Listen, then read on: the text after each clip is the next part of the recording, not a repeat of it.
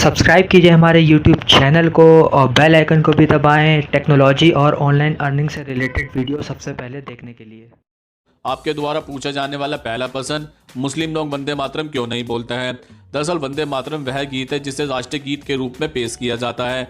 गीत के शब्दों से सर्वात विदित होता है कि यह एक धार्मिक गीत तो हो सकता है लेकिन राष्ट्रीय गीत नहीं हो सकता, क्योंकि इसमें मातृभूमि को दुर्गा मां मानकर उसे प्रत्येक उपकारों का स्रोत सिद्ध किया गया है। ज्ञान, शक्ति, ताकत, हर विशेषता उसी के साथ संबंधित की गई है और पढ़ने वाला उसके कदमों में वंदना के लिए झुका जाता है, बल्कि वह प्रत्येक रूप से इस बात को स्वीकार करता है कि मैं तेरी वंदना करता हूँ। दरअसल वंदे मातरम को आधार बनाकर मुसलमानों के देश प्रेम पर शक करना बिल्कुल गलत है। इतिहास उठाकर देख ले तो किस प्रकार मुसलमानों ने अपने देश की स्वतंत्रता के लिए अपनी जान भी गंवाई है। मुसलमान भारत की मिट्टी से बहुत प्रेम करते हैं और सिर्फ वंदे मातरम गीत के अनुसार ही उनकी देशभक्ति पर शक नहीं करना चाहिए। आपके द्वारा पूछा जाने वाला दूसरा प्रश्न, डॉक्टर भीमराव अंबेडकर हमेशा नीले रंग के कपड़े ही क्यों पहनते थे। दरअसल डॉक्टर भीमराव अंबेडकर ने जब जन्म लिया तो उस समय जातिवाद, छुआछूत बहुत अधिक मात्रा में प्रचलित था। ऐसा कहा जाता है कि जब कोई ऊंची जाति का व्यक्ति नीची जाति या दलित व्यक्ति को छू लेता था तो वह अपवित्र हो जाता था। तब वह अपने आप को गंगा जल से साफ करके पवित्र करता था और दलित व्यक्तियों को मंदिर में भी नहीं जाने दिया जाता था, क्योंकि उनके मंदिर में जाने से मंदिर भी अपवित्र हो जाता था। नीची जाति या दलित व्यक्ति का स्कूल जाना तो बहुत दूर की बात थी। दरअसल डॉक्टर भीमराव अंबेडकर के पिता अंग्रेजी शासनकाल में सरकारी नौकरी करते थे। अंग्रेजी लोग छुआछूत में विश्वास बहुत कम करते थे, इस कारण डॉक्टर भीमराव अंबेडकर पढ़ने के लिए स्कूल जा सकते थे। जब डॉक्टर भीमराव अंबेडकर ने अपनी प्रारंभिक शिक्षा पूर्ण की तो वह उस शिक्षा प्राप्त करने के लिए लंदन चले गए। दरअसल लंदन में डॉक्टर भीमराव अंबेडकर ने अपनी शिक्षा ग्रहण करने के दौरान देखा कि यहाँ तो भारतीय समाज के बिल्कुल विपरीत समाज है। यहाँ भारतीय समाज की तरह कोई भी छुआछूत नहीं है। डॉक्टर भीमराव अंबेडकर ने देखा कि यहाँ पर व्हाइट कॉलर जॉब और ब्लू कॉलर जॉब प्रचलन में है। व्हाइट कॉलर जॉब में लोग आराम से कुर्सी पर बैठकर मजे करते हैं और किसी प्रकार का कठिन परिश्रम नहीं करना पड़ता है, लोग उनको सलाम भी करते हैं। जबकि ब्लू कॉलर वाले जॉब वाले व्यक्ति दिन रात परिश्रम करते हैं और धूप में भी रहते हैं, और ऐसा करने के बाद भी वह व्हाइट कॉलर वाले लोग को सलाम भी करते हैं। यह व्हाइट कॉलर जॉब और ब्लू कॉलर जॉब जाति प्रथा पर आधारित नहीं थी, बल्कि यह योग्यता पर आधारित थी।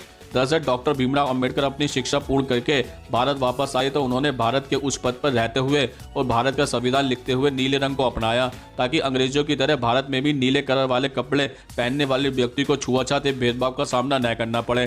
दरअसल डॉक्टर भीमराव अंबेडकर ने नीले कॉलर को संघर्ष का प्रतीक बनाया, जो अपने अधिकारों के लिए लड़े। आपको बता दें कि डॉक्टर भीमराव अंबेडकर ने अपनी एक पार्टी भी बनाई थी जिसका नाम था इंडिपेंडेंस लेबर पार्टी। ऐसा कहा जाता है कि अपनी पार्टी के झंडे का रंग उन्होंने नीला ही रखा था।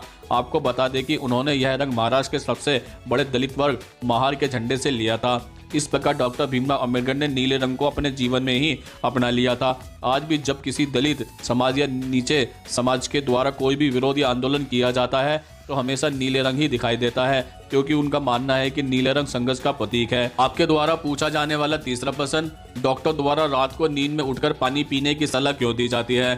दरअसल रात को नींद खुलने पर हमें पानी इसलिए पीना चाहिए क्योंकि जब हम नींद खुलने पर पानी पीते हैं तो हम हमेशा के लिए ब्लड प्रेशर जैसी समस्या से जिंदगी भर निजात पा सकते हैं। जिन लोगों को ब्लड प्रेशर की समस्या हो गई है तो यह नुस्खा इतना कारगर सिद्ध नहीं होगा, परंतु जिन लोगों को ब्लड प्रेशर की समस्या कभी नहीं हुई है वह लोग इस समस्या से हमेशा के लिए निजात पा सकते हैं। अधिकतर ब्लड प्रेशर की समस्या अधिक नमक, मिर्च, मसाले खाने, अधिक तला हुआ भोजन खाने, भोजन में नमक की मात्रा अधिक खाने से, फास्ट फूड खाने से भी होती है। हमें इन सभी चीज़ों को अपने रोज के खाने में कम करना चाहिए। यदि हम रात को साथ में पानी भी पी लेते हैं तो हम इस समस्या को हमेशा के लिए बाय बाय कर सकते हैं और एक स्वस्थ जीवन जी सकते हैं। आपके द्वारा पूछा जाने वाला चौथा प्रश्न, पहलवानों के कान की हड्डी क्यों तोड़ दी जाती है। दरअसल भारत में कुश्ती का खेल राजा महाराजाओं के जमाने से चला हुआ आ रहा है। पहलवानों के कान अलग ही दिखते हैं, उनके कान तोड़े नहीं जाते बल्कि टूट जाते हैं। यह एक प्रक्रिया है। दरअसल अत्यधिक परिश्रम करते समय शरीर का तापमान एक विशेष स्तर पर पहुंचने पर आपके कान पर लगा हल्का सा झटका भी आपकी रक्त कोशिकाओं को फाड़ सकता है या आपकी कान की हड्डी को तोड़ सकता है। कान में खून भर जाने से कान की बनावट में बदलाव आ जाता है, लेकिन पहलवान इसका इलाज नहीं करवाते, क्योंकि इलाज के बाद यह फिर से टूट सकता है, लेकिन टूटे रहने पर इसमें कोई समस्या उत्पन्न नहीं होती है। अंग्रेजी में इसे कॉलीफ्लावर ईयर भी कहा जाता है, यानी गोभी के फूल जैसा कान। दरअसल अखाड़े की मिट्टी में औषधीय गुण भी होते हैं, लेकिन हर अखाड़े की मिट्टी में ऐसी नहीं होता। दरअसल किसी भी अखाड़े में मिट्टी डालते समय उसमें हल्दी, तेल, मेहंदी को भर भर कर मिलाया जाता है। ताकि वो नरम रहे और शरीर की चोट को ठीक कर सके। पहले के ज़माने में अखाड़े की मिट्टी में दूध या मट्ठा भी मिलाया जाता था और कई बार चोट लगने पर अखाड़े की मिट्टी के लेप से चोट ठीक भी हो जाती थी। लेकिन यह सही है कि आजकल ऐसा नहीं होता, क्योंकि अखाड़े में अब सामान्य मिट्टी मिलाई जाती है जिसमें सिर्फ पानी ही होता है। आपके द्वारा पूछा जाने वाला 5वां प्रश्न, आजकल मधुमेह डायबिटीज़ इतना क्यों ज़्यादा फैलता जा रहा है?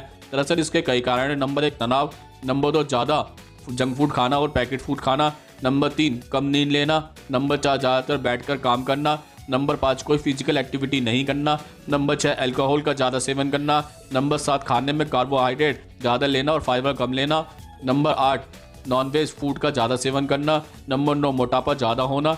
अब हम आपको बताते हैं कि इससे कैसे बचा जा सकता है। नंबर 1 डेली योगा प्रैक्टिस करना, नंबर 2 डेली मेडिटेशन करना, नंबर 3 वॉक करना, नंबर 4 खाने में कम से कम मीठा प्रयोग करना, नंबर 5 खाने में कार्बोहाइड्रेट के बदले फाइबर ज़्यादा शामिल करना, नंबर 6 वेट को कंट्रोल करना, नंबर 7 से 8 घंटे की नींद लेना।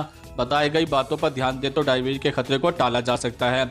आपके द्वारा पूछा जाने वाला 6वां प्रश्न, ट्यूबलेस और ट्यूब वाले टायर में क्या अंतर होता है? दरअसल सबसे पहले हम आपको ट्यूब वाले टायर की संरचना बताते हैं।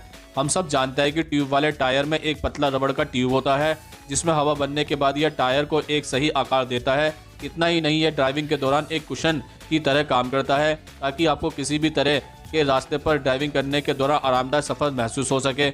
लेकिन इसका सबसे बड़ा दुश्मन होता है पंचर। यदि इस टायर में एक कील भी घुस जाए तो ट्यूब से तेजी से हवा बाहर निकलने लगती है।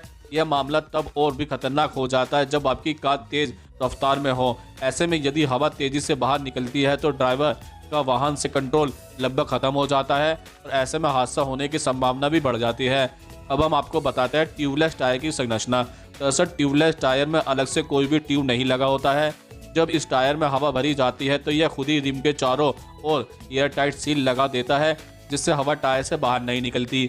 इसके अलावा इसकी एक खासियत यह भी होती है कि इसमें पंचर होने के बाद भी हवा निकलने की स्पीड काफ़ी स्लो होती है। इसके चलते पंचर होने के बावजूद भी यह टायर लंबी दूरी तय कर सकता है और इस दौरान ड्राइवर का वाहन पर पूरा नियंत्रण भी बना रहता है।